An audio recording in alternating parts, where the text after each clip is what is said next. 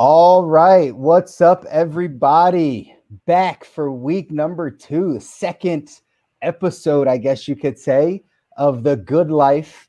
Welcome, everybody. Welcome. We're live on Facebook. We're live on LinkedIn. We're live on YouTube. So welcome, everybody. Again, we are doing this for you to make sure that you understand the keys to living a good life. And so that's health, wealth, love, happiness, all of the things that are the components of our life. We want to make sure that you are getting everything you need to improve in those areas. So I got my buddies here with me, Kobi, Kevin, Stu.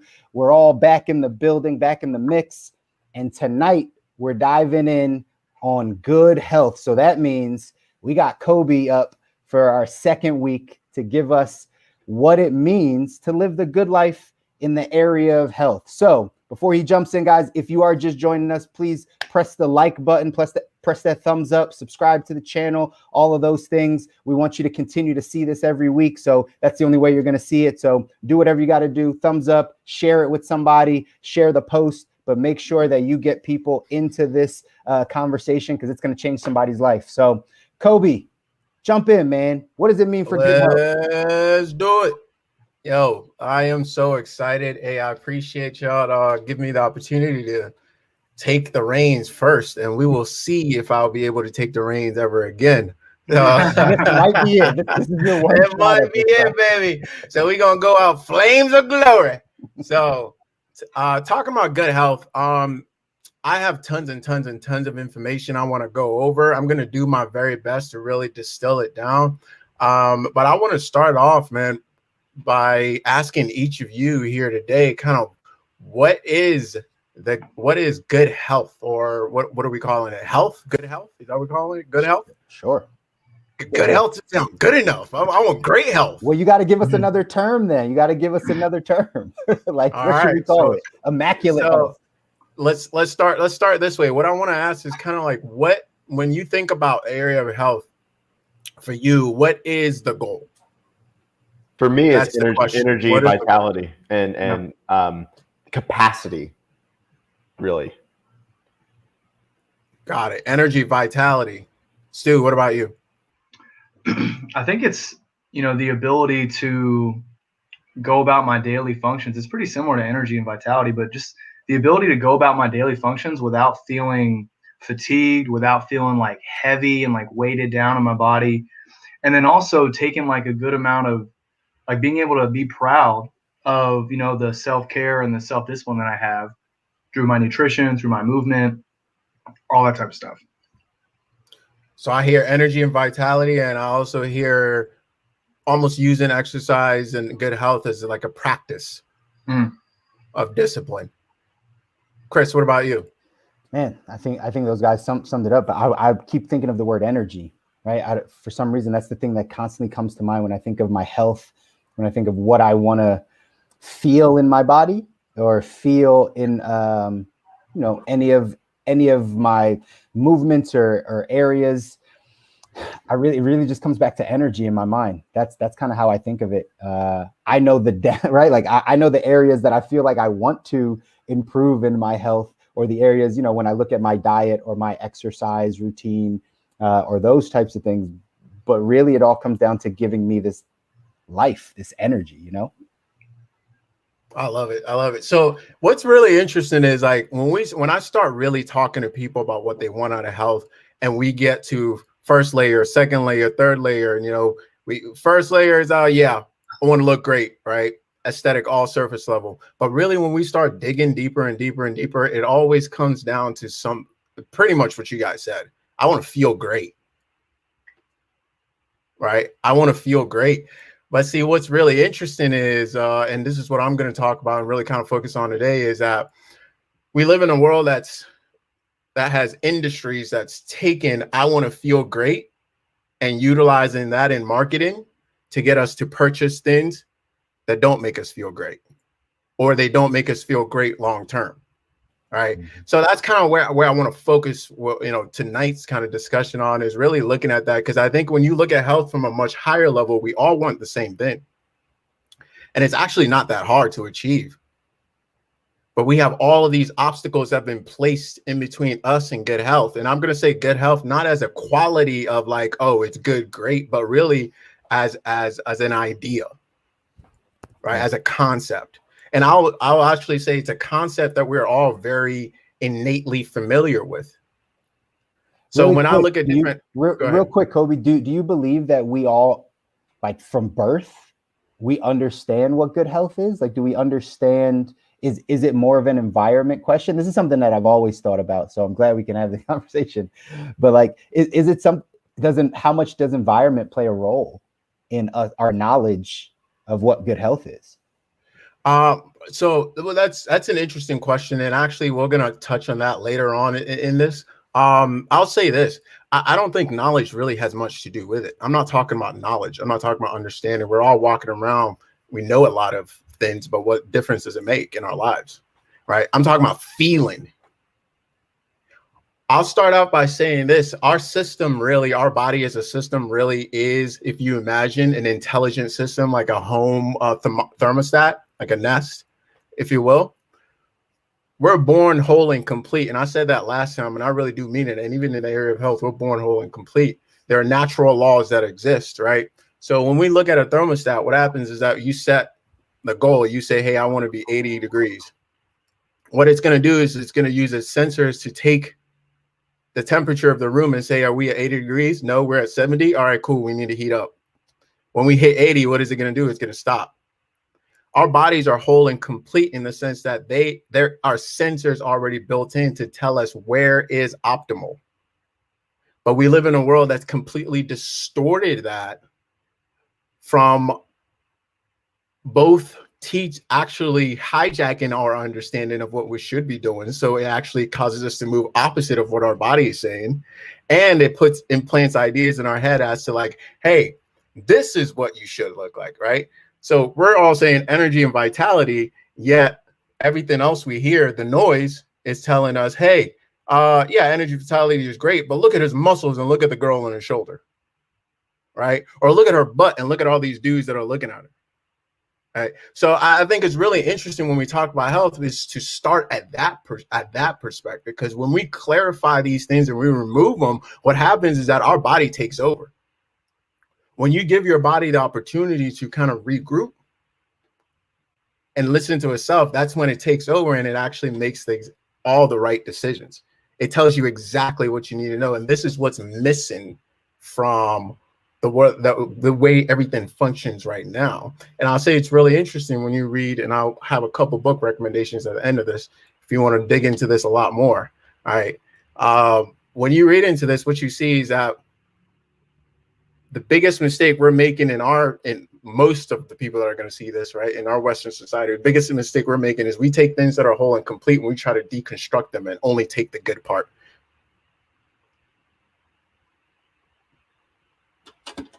Hello?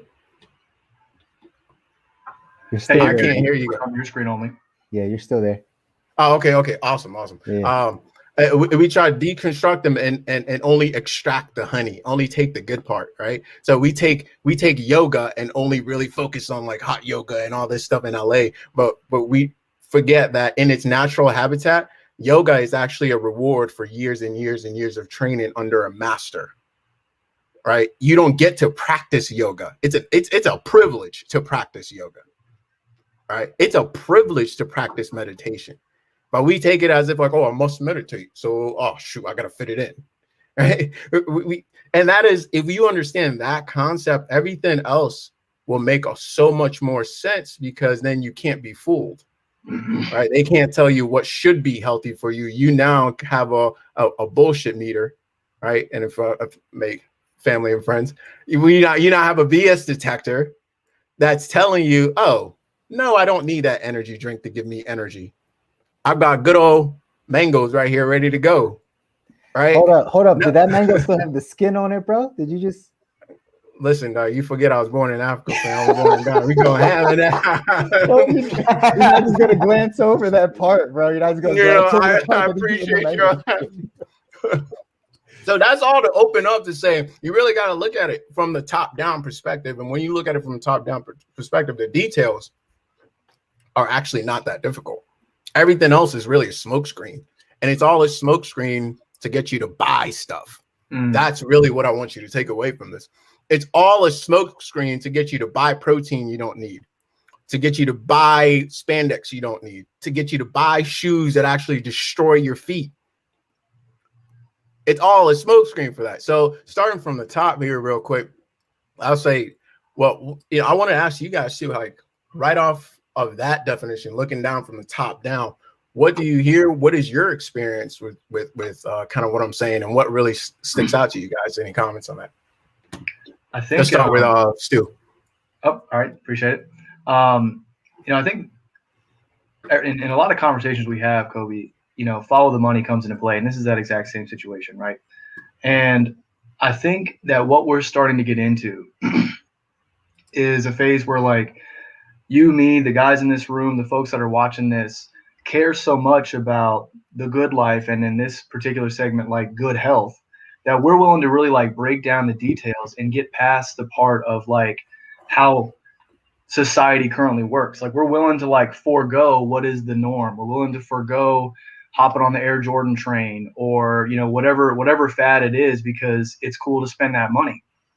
And I think when it comes to health, I mean, you really summed it up perfectly. Like, really, there's a lot of extra things that we've implemented as a society that overcomplicate it. At the end of the day, we all know fruits and vegetables are like the quintessential, but we have so many excuses that we come up with as to why we won't eat them. Oh, because McDonald's is right down the road, or, you know, like whatever the case may be, we continuously come up with excuses, and we knowingly sacrifice our health. And why is that? Is it to be cool? Is it to fit in? Is it to live like the quintessential life as defined by Instagram? I don't know. But I think that's kind of what we're scratching at here, is like, at the end of the day, I'm hearing you, man, loud and clear. Like, health is a very simple concept. Movement, healthy, solid nutrition. Like, we all kind of know what these things do. So why do we keep making excuses about it? I hear you 100%, Stu. That's why I asked the question, how much of this is environment, right? How much of this is environment? Because it's very simple. Just like you said, put less into your mouth, move your body more. Like, that general kind of perspective of what to do will help you out. But I'll give you guys just some background on like where I grew up, right? I grew up in inner city, West Philadelphia. It wasn't until I got to college, and I happened to have a culinary degree, right? I went to school for culinary arts, and I took a nutrition class that I started to understand about nutrition. I was 18 years old. Prior to that, I was already active. I played sports. That's fine, right? Of course, you play sports, and so you just think like naturally you're active. But I had the worst eating habits. But I never really learned. I never really talked about. Like, I remember I used to be on a swim team when I was from like 7 years old to like 10 years old. There was a McDonald's right next to the YMCA at my swim team. I would literally eat McDonald's before swim practice and sometimes after swim practice. And I felt nothing different, right? Because I was swimming and I was fine, and no one ever told me anything different. And like I said, it wasn't until I got to college where I started to really understand about the nutrition side, like, you know, that old, you know, what you're putting in. And that's when it started to all make sense. So I understand a lot of people might now in our adult age, we might be able to say like, yeah, I understand why, right? Like how to, you know, make my health better. But I really think it comes back to us growing up in our environment. I know we're talking about health tonight, but I'll talk about this with money. You get your money habits when you're a child. You start to learn more as you're an adult, but you really get it when you're young. It's what you see, it's what you're around, it's how you kind of process. So I really think environment has a lot to do with what we choose to go to when it comes to our diet. So Kevin, if you have anything to chime in, feel free. Before you go, Chris, we're going to hit a lot on that tonight. Yeah. I think you're right on the money. But I think even higher than that, what I want to get across is it's this separation from whole, right? So you cannot separate your environment from you and consider that health. If you take a fish out of water, right, it's all one. right? So absolutely. And we call all of that to an environment, but I don't want to necessarily say that, listen, placed, well, I will actually say this, placed in a certain environment, there is a particular range of health. There is a range. You're capped somehow. You're capped, right? If you live in the city, if you live in Minnesota, you're capped somehow. Not, are you going to live a great life? Yeah, you can live a fantastic life. But guess what? You take that same setup and you go down, and I don't want to jump the gun here because I want to kind of move in a sequential order to get to a particular point here at the end. Kevin, did you have anything that you wanted to chime in real quick before we keep going? I was just going to share my experience as a kid. Yeah, please. I grew up in Memphis, Tennessee, and grew up on like sweets, eating sweets, Cheetos, Cheez-Its, fake food, McDonald's, everything, and was super sick as a kid physically because of it. I had ADD, ADHD, all this stuff that now I know, like food coloring and tons of processed sugar and all that was adding to it, but and also creating it. But I also, as y'all were talking about like environment, and you're touching on marketing and how that's kind of seeping into things. I was also thinking, well, I don't think we're just following to be cool. I really do feel like we're born into it at this point and where we're at right now.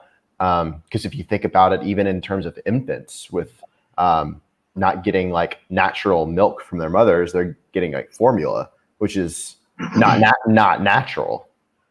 And then that it's like, to what extent does that change taste buds and what you're craving? Then when you eat McDonald's, it's not as much of a shock to your system. And think about Happy Meals. Like we were conditioned through marketing to be customers for McDonald's, literally. Great marketing, but yeah, anyway. It really works. It really works. And you guys are all hitting on pretty key things that I'm going to touch on a little bit more now, actually. So the way when I was really thinking about this, like, would I say I define good health? And to me, it really comes down to how you live, right? So it's a lifestyle.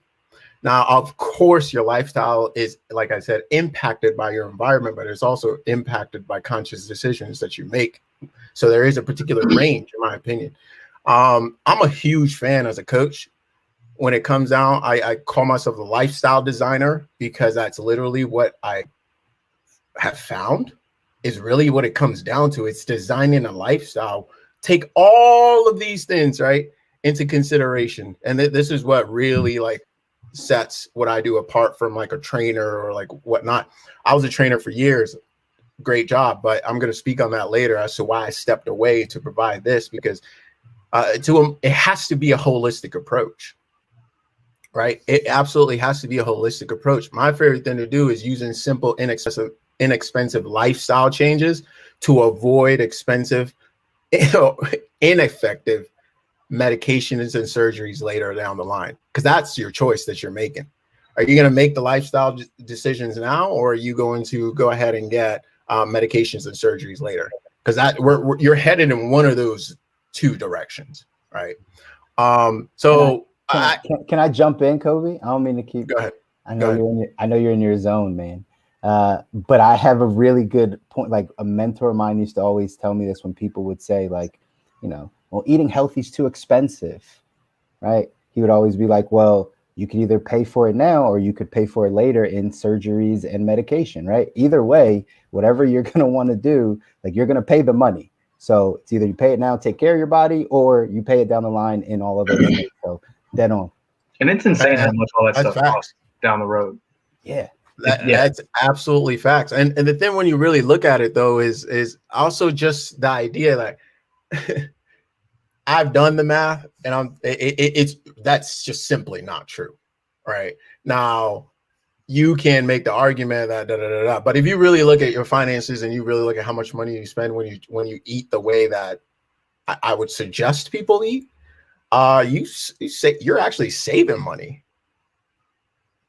And this is something we can talk about way later. Actually break it down as to how the numbers come down. That would be good, because I'm pretty sure that's a big misconception out there, because it's something that a lot of people say when they are trying to get back into, they're always just like, well, it's more expensive for that stuff or more expensive for this, so I settle for that fixed income type, right? Like things like that. So, you know, it would be worth breaking down. I think that'd be interesting for people to get value from. We should absolutely do that. And if you have like a budget that you want to submit for that, I would love that. Submit a budget and let's look at, okay, what if you switched? What would it look like? Because I have found that it's absolutely not true most of the time. Like even just decisions as to like, what else are you spending money on? And where else? So it becomes a question also of priorities as well. But what I wanted to ask you guys, if we look at extra ordinary examples of health that I've read about or wanted to bring up, see if you guys have heard of any of them and what your thoughts were. We have first foremost Born to Run, the Tara Ramaras, the running people. Have you guys heard them? Just yes, no? Yes, Kevin, you heard? Okay, cool. Then you have The Choice is Clear, which is a book with set studies of people in the Himalayas that was looking at these are essentially big old blue zones. Okay, What's a so blue zone. So you know the blue zone is areas where communities are demonstrating extraordinary levels of health, right? So they live really long, et cetera, et cetera. So these are known as blue zones. And I think I actually have The Choice is Clear. It's one of the books I would recommend you guys check out. So this one's super short little book. Who's it by? Right? This is Alan Bannock. So, and Chris, I can give you something to post later on about, I have like 10 books to check out if you want to really dive into this stuff. The gladiators of ancient Rome, right? And even all the way up to like modern athletes, to like what LeBron is doing with his body, what Chris Paul is doing with his body, etc. You look at certain parts of Japan and how they've developed. You look at, and for me, I even related to like growing up in Ghana, like looking at how just things were, the environment was, to your point, very different, and how things were just done differently, right? So I look at that and I say, okay, well, when I have client looking, we're really looking at three areas. We're looking at health or longevity. We're looking at fitness, the ability to maintain peak performance, or we're looking at wellness, which is really your integrity or the integration of physical, mental, and spiritual, right? So, but when you really break these things down in terms of all of them, really comes down to two things. It comes down to your diet and your exercise. But I want to use different terms because I think those terms are limited. What it really actually comes to is, what do you consume? What do you consume? What do you consume, right? All the ways in which you consume things. What do you consume? What type of energy are you consuming? Right? What type of, because all of these things come down to, and I love that you all said energy and vitality, because that's what it all comes down to, is like, it really comes, we look at diet, right? Food, water, air, sun, community, media, et cetera, name it, but it comes down to energy. And it does one or two things. It either gives you energy or subtracts energy. It's super simple. That's what all foods do. They give you energy or they take away energy, right? Mm-hmm. And then when you come down to exercise, and really it also, and if you look at biblical times, ancient times, et cetera, it comes down to work and fun. But what it really comes down to is actually breath. And breath comes down to two things. It comes down to expansion and contraction. And that's what all movement comes down to, expanding and contraction. That's how your muscle moves, right? It expands and contracts. It expands and contracts. These are layers, muscle layers on top of each other, right? They expand and contract. That's how they get bigger and smaller. That's how they do work. That's how you have fun. And so what we've done is we've separated all of these things as if like they're little individual pills we can just pop. Oh, my sun is low. Pop your sun. All right. Oh, my air is low. Pop your air. All right. But that's not true. We've separated work and fun. Work used to be all in one. It was all in one in that it was both productive and it was fun and it was meditative and it was restorative and it gave you everything that you needed to do. But over time, we've specialized because we're better, right? Because we're all better, we specialized and we actually separated those things. So now you need to go get your exercise somewhere else. You need to go get your work somewhere else. You need to go get this somewhere else, right? You see what I'm saying? So when you say that's what we've come down to. But again, it's super, super, super simple. And before I give y'all, like, I actually want to give y'all, like, I'm not speaking on these in terms of religious terms, but using religious text as evidence to really back a lot of this stuff up.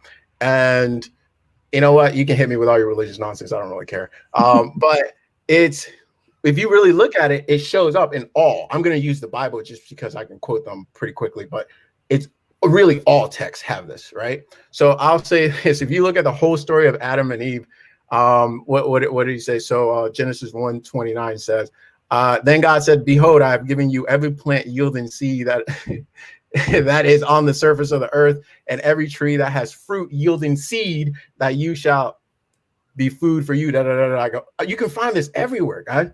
Fruit, trees, plants yielding seeds. So when you understand that from a top-down level, what the hell are we doing taking seeds out of watermelons? You say, oh, is it healthy for you? Say, well, let's stick to the basics, just the basics, right? I think that's stupid anyway. Like, why? What who chose, you're so lazy. Please go ahead. Please go ahead. Who chose to take seeds out of the watermelon though? Like, for real? Like, that just wasn't we smart. Got so lazy we couldn't sit on the stoop no more to spit out the watermelon, man. That's how busy life got. All right. So we're continuously just moving away. And again, I don't use that as religious. I use that more of like evidence-based text. And you can find this, if you give me enough time, I'll find this for you in every religion. Right. So, and then the other one, I'd like to cut in with some evidence while you're talking about evidence real quick. So you're talking about evidence-based text. So, you know, from human translation, like things that very much get overlooked when you're talking about, you know, the Bible, for example. What I think gets overlooked is I've always been a huge science guy, right? And evolution is a big part of my belief system. And, you know, you look around at animals out in the wild, specifically the closest ones to us being chimpanzees, gorillas, etc. And what are they eating? They're eating fruit, period. Like, at the end of the day, like, why we just made this so complicated for what reason? And they're, go ahead, my phone. No, it's cool. It's cool. I mean, like, at the end of the day, like, we literally have so much evidence around us. Like, you know, we're like, even if you're not gonna get totally on the fruit and veggie train, let's talk about clean, unprocessed food. You look at the animal kingdom on our planet, they don't make and genetically modify the food they eat. They simply eat something smaller than them, if you're a fish, or if you're on land. Their seeds. Yeah, I mean, yeah, at the end of the day, like, it's very unprocessed. And I think unprocessed is like, if you're really looking to like clean up your diet, that should be like step number one.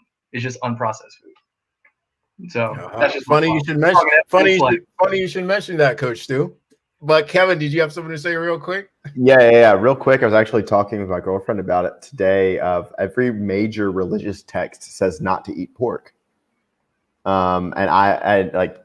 That's such a big part of, I think, most culture, especially Western culture, is bacon and things like that. And even knowing what it does to your chakral system is kind of insane. But that's a whole nother conversation. I just wanted to bring that up because you brought up the religious text thing. And it's all related. It's absolutely all related, because the what are we talking about here? We're talking about energy. You just brought up your chakra system. And again, you can look at all on earth, right? You can go to India, you can go to China, you can go to Africa, you can go here. We may not call it chakras, but we calling it something, right? Yep. We're calling it something. So that's what it boils down to. If you really look at what I do, it boils down to two things, right? Lifestyle design, two things. What do you consume? And what do you do with your time? What do you actually do, right? So if what you do is that for my living, for what I do for a living, not me, but if you're saying what I do for a living, I need to sit in front of my computer for 18 hours at a time. Well, guess what? Your health is going to be limited. Sorry, buddy. That's just kind of what it is. I can't coach you out of that, right? You have, if that's what it is, then that's what it is. And like we say, well, I want to live this particular lifestyle, so we justify that as to okay, and then we wonder why we're all broken at the end of the day, and like, why isn't things going well? And this is all related to, it was related to wealth, it's related to happiness, it's related to relationship, it's all absolutely related. We try to outwork to gain this, and let me finish what I was saying real quick. So I give into that Eve, food from it, which is crazy. So that's the consumption piece. And then the breath piece coming down to movement. Genesis 2:7, then the Lord formed man from dust and from ground and breathed the breath of life into his nostrils, and man became a living being. Yo, again, drop the religion. I'm not even drop it all. I'll show you whatever you prefer, whatever religious text you prefer. I'll show you the same thing in there. It all comes down to breath.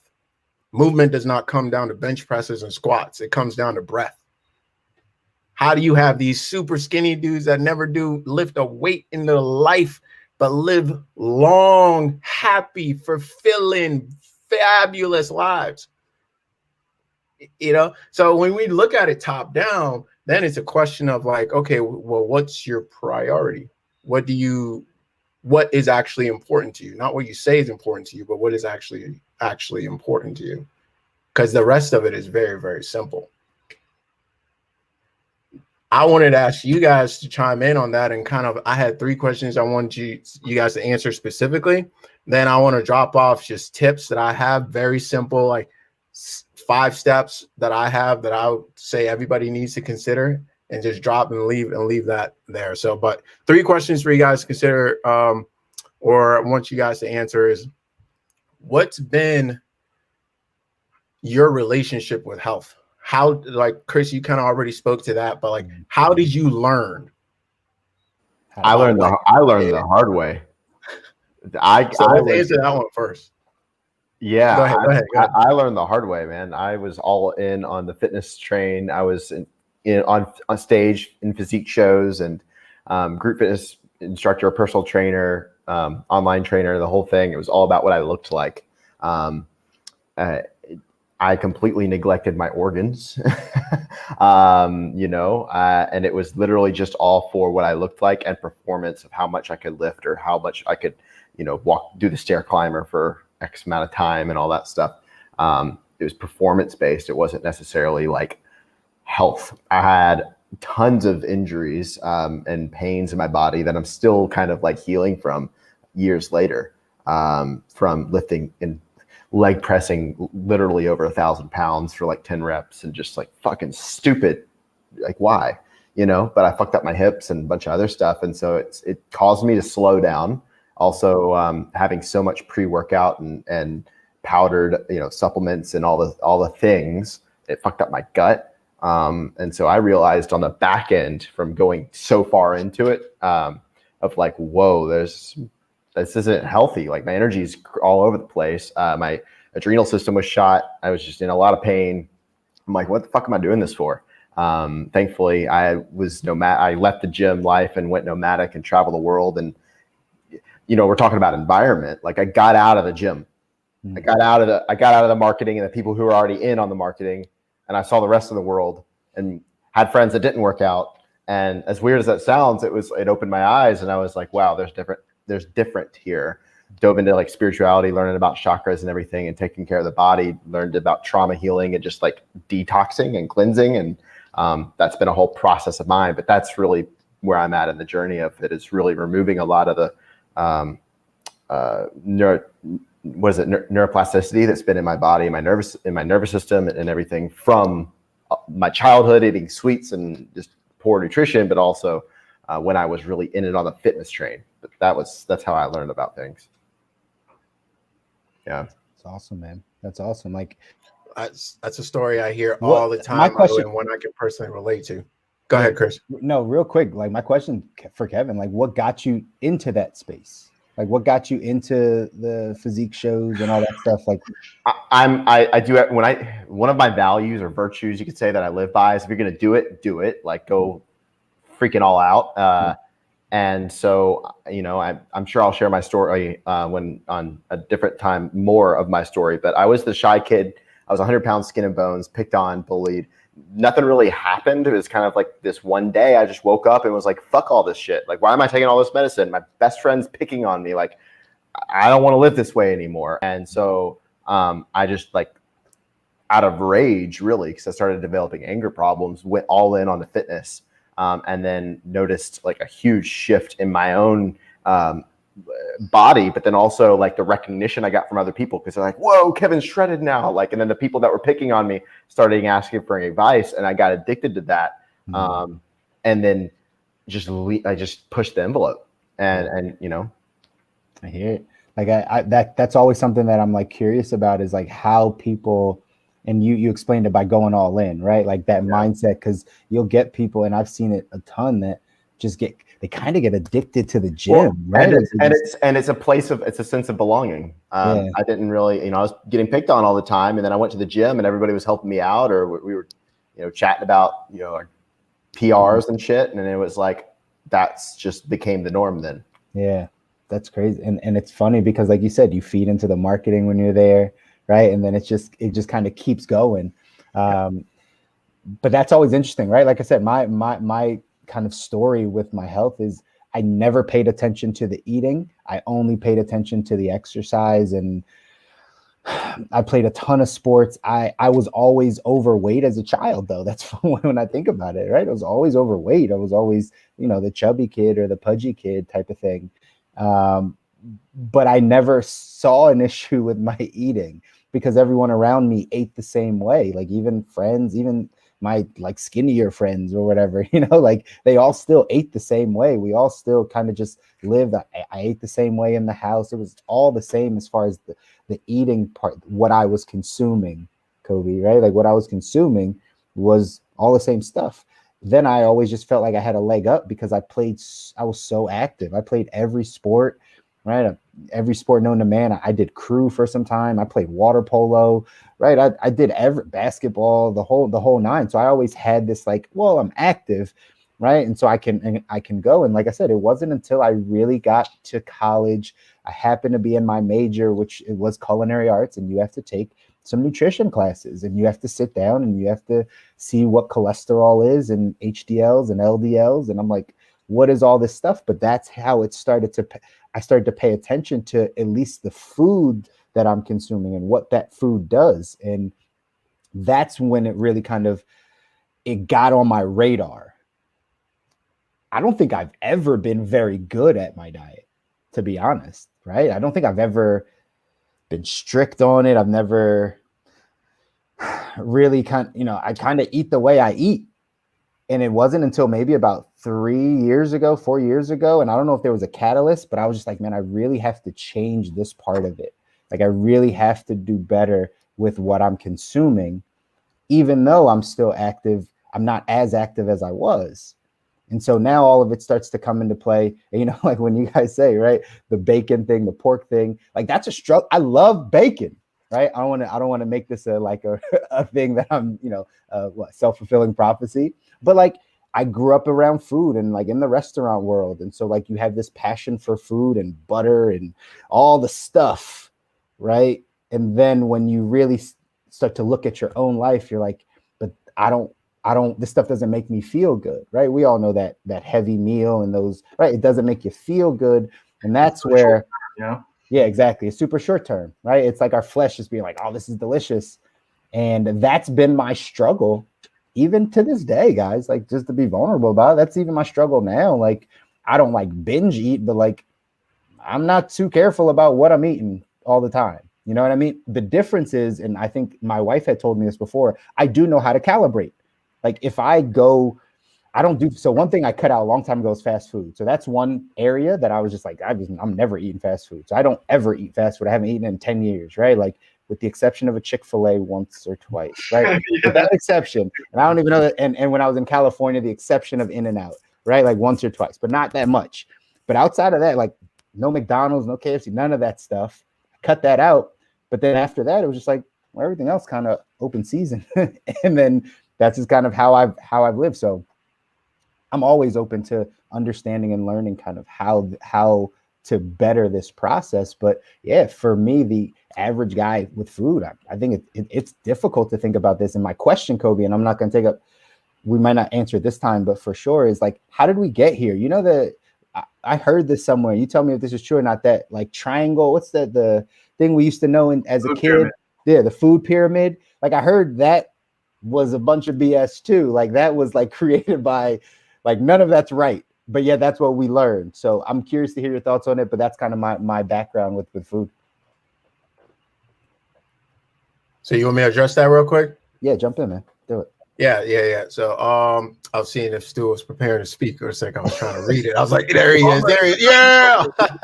No worries. I think great, dude. I mean, this topic, I could take 2 hours. Yeah. I could take 2 hours just by myself. So I'm trying not to do that. Because we got to come back every week, man. We got to come back every week. We got to save something for the people. Hey, listen. No. There's plenty for the people, but it's a fountain out here. It's a fountain out here. But what I wanted to say to that real quick, and that goes a lot to the environment piece. But how did we get here? That's where I started. You can pretty much assume all of it is 100% BS. That's where I start. Why? Because more that's been more true than not true in my experience, right? So the food pyramid, this was something picked up. If you go to my Instagram, I have a whole highlight on this, how it's complete nonsense.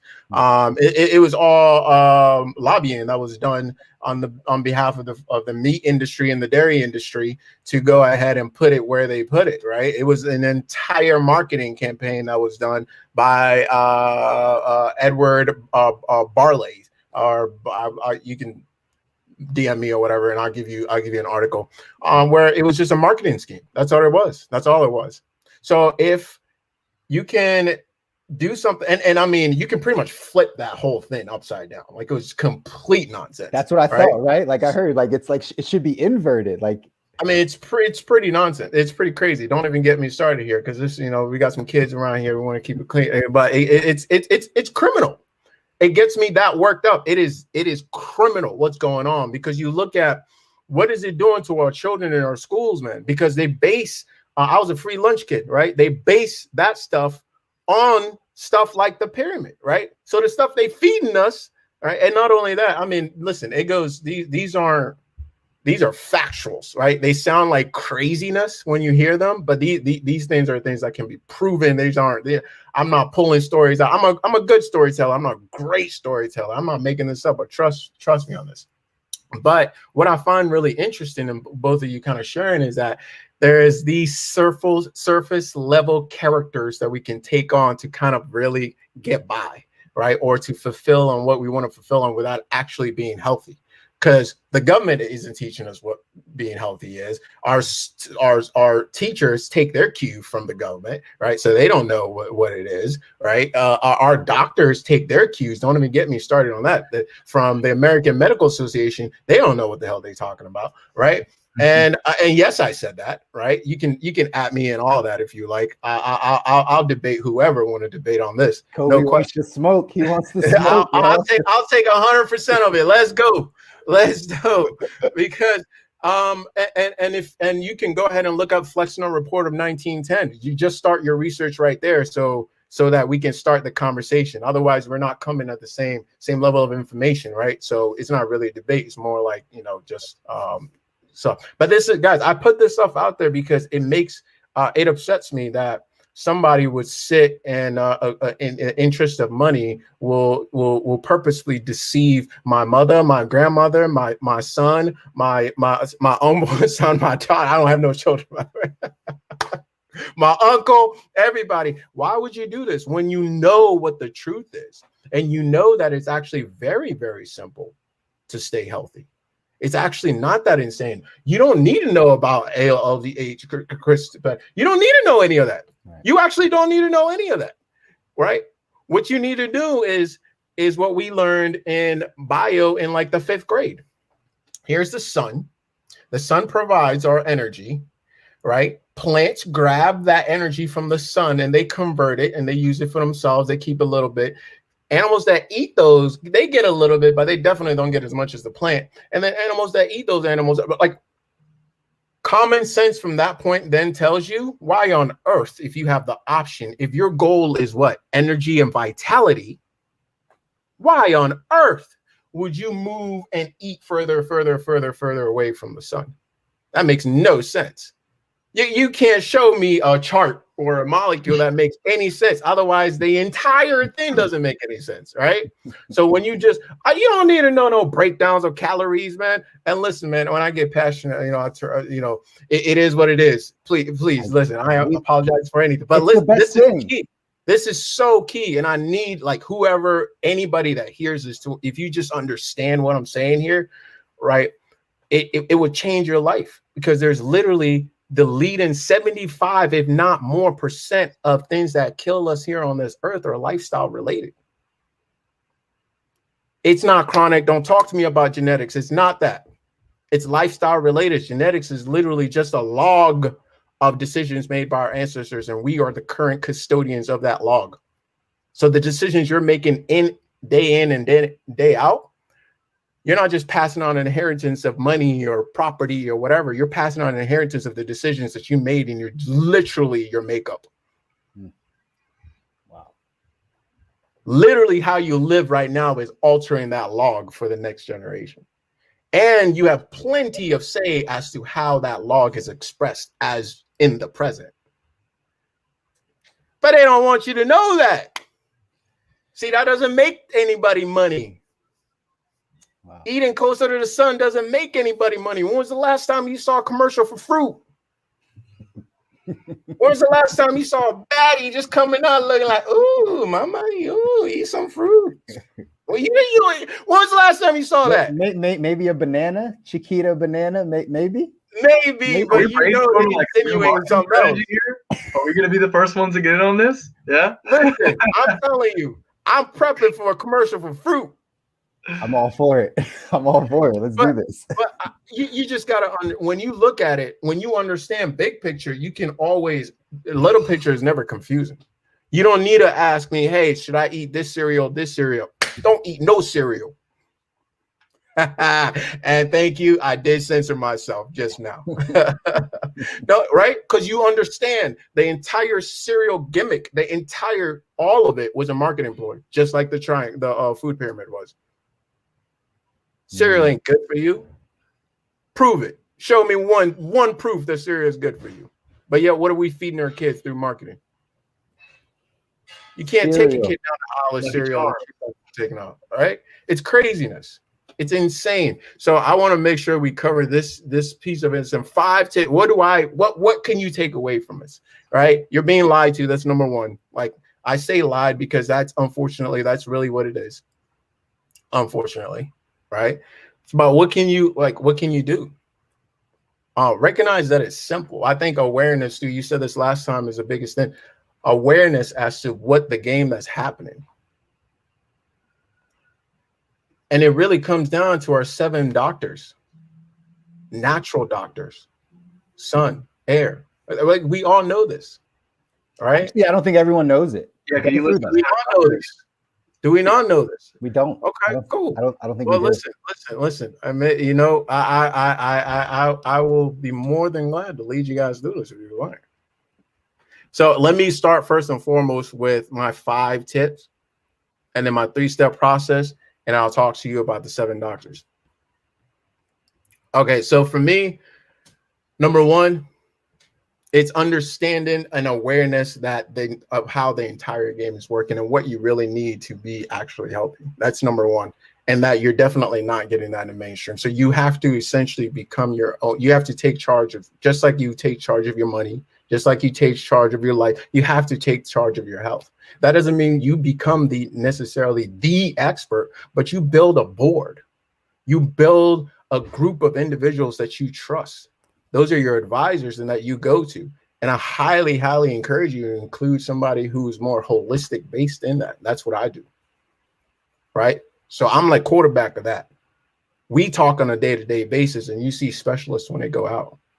So that's number 1, awareness of what the game. Number 2 is eat less, eat better, eat closer to the sun. It's all about energy. It's all about energy. So the father of medicine, right? Hippocratic oath, Hippocrates said, let medicine be thy food and thy food be thy medicine. Super simple. Why are we stepping away from that? The entire American Medical Association is stepping away from that. In fact, again, Flexner Report 1910, look it up. This is literally, there used to be a whole bunch of focus on holistic medicine until it was not profitable anymore. And then it flipped to become a big pharma type based system that we have right now. It was intentional. It was orchestrated. It was very well done, right? 2, hydrate more. Hydration on the list of the 7 things you need, 7 primary needs, is way, way, way, way higher than food and movement and exercise. Hydrate better, hydrate more. Eat your hydration. The number one thing you need from food is you actually need hydration first and then minerals. So eat your hydration. That's why I do so many juices. That's why I do so many fruits, right? The best source of water on this earth is fruits. Not some cave, it's actually fruits. All right. So eat your right. Watch Your Brain on Water on YouTube if you like to learn a little bit more on that. And also if you want to clean up your water, definitely something we can talk about later. Sitting is the new smoking, right? So if your lifestyle is sitting, be 100% responsible for the fact that you're going to have to do a whole bunch of other stuff to undo all that damage. So for every hour you sit, 1 minute of really stretching your hip flexors is a must. Is an absolute must. Otherwise, you're hooked. You're in this direction, and everything go forward is messed up. Why? Because your breathing is messed up. Your happiness, your sense of presentness, your alertness, all that stuff is affected from that point moving forward. So that's that. Ditch your shoes as much as possible. Walk barefoot. The whole nother lesson on that we can talk about. We're gonna need a whole nother lesson on that because that's something I'm sure. I love that one.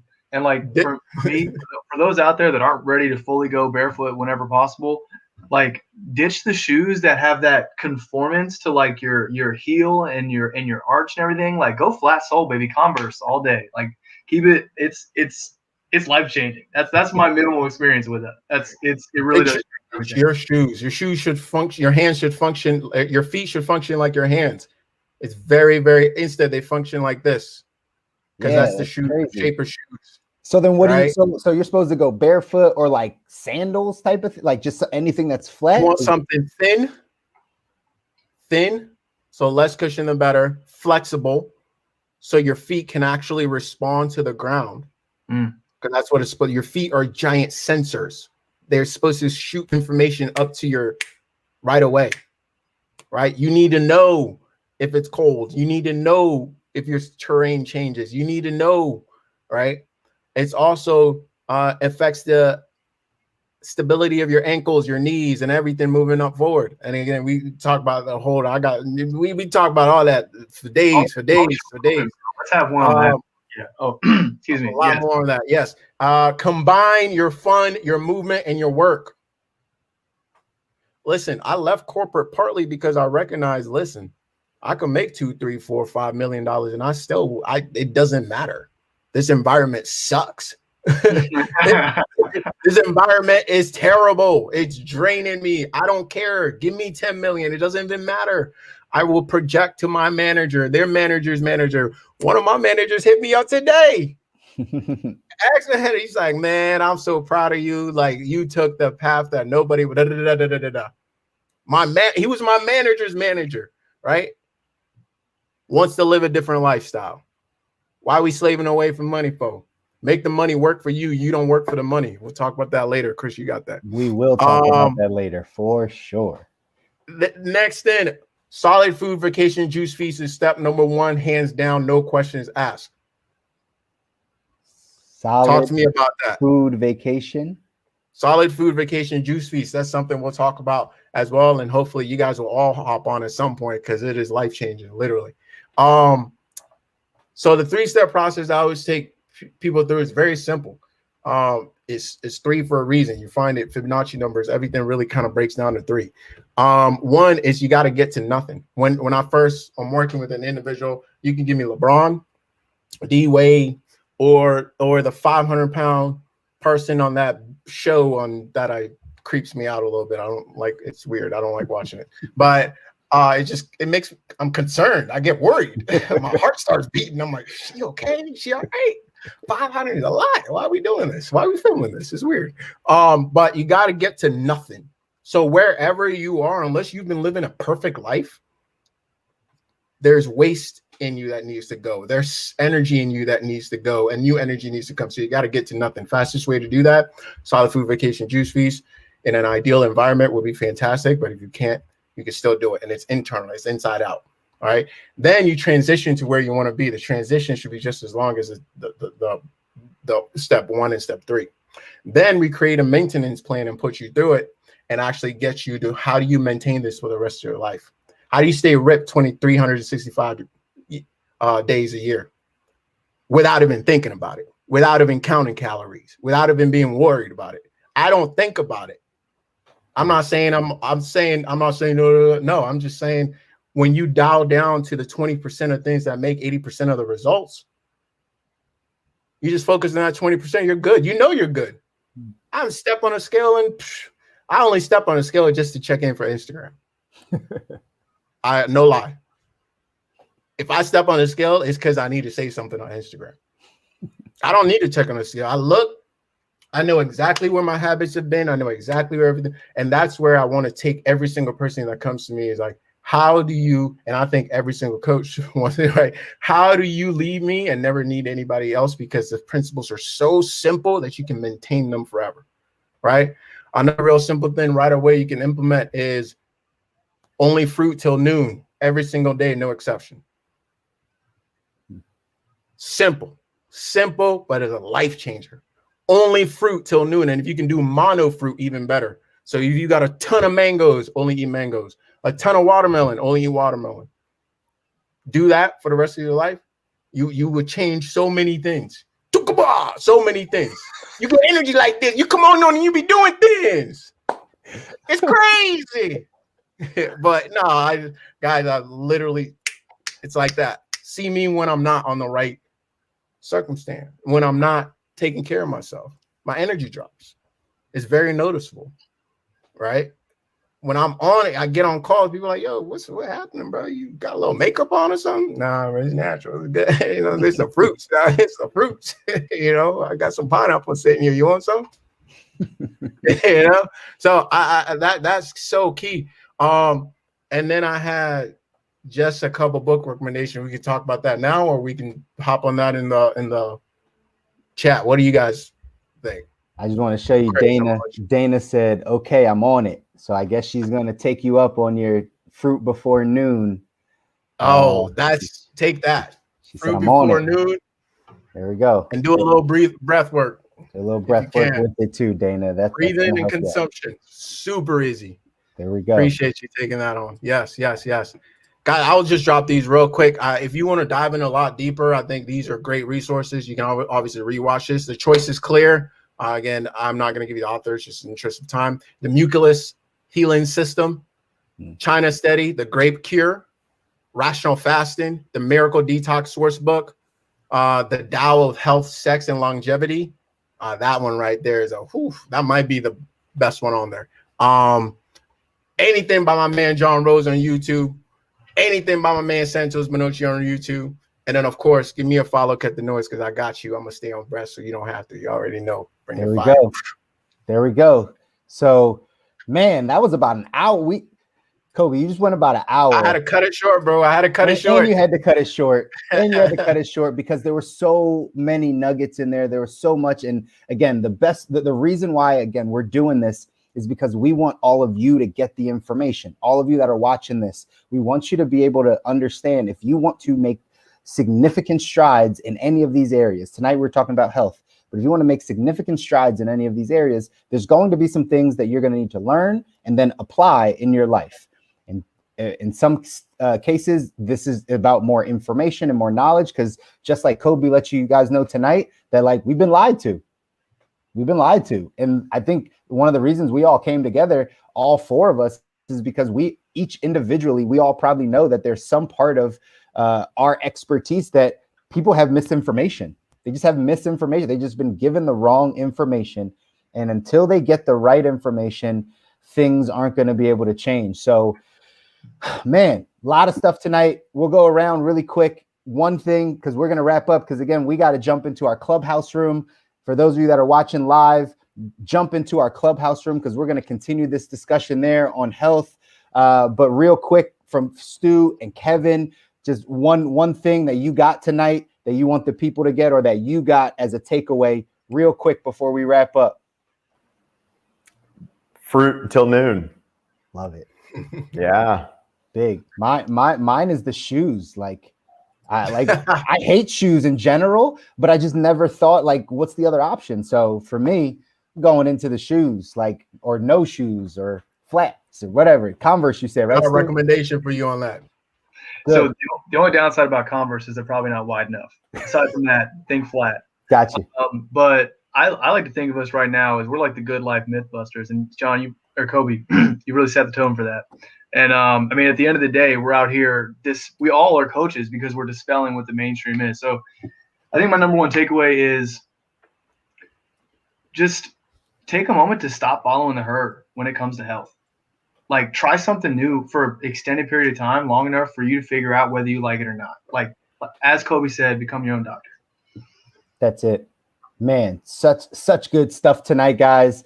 Again, we want to make sure you have all this information. So follow us at the Good Life 4 Facebook page. That's the actual name of it, the Good Life 4, that Facebook page. Go there, follow the page because we're going live there every Thursday night, 8 p.m. Eastern, 5 p.m. Pacific. It's also, as you see on my personal LinkedIn, and then the United Agency, which is our agency. It's my agency's YouTube page. So like, subscribe, but we want you to get this information because this is the stuff that will change your life.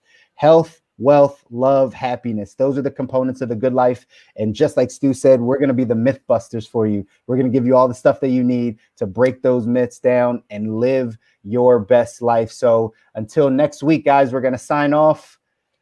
Keep living a good life. There we go. Take care. Join on Clubhouse. Jump on Clubhouse.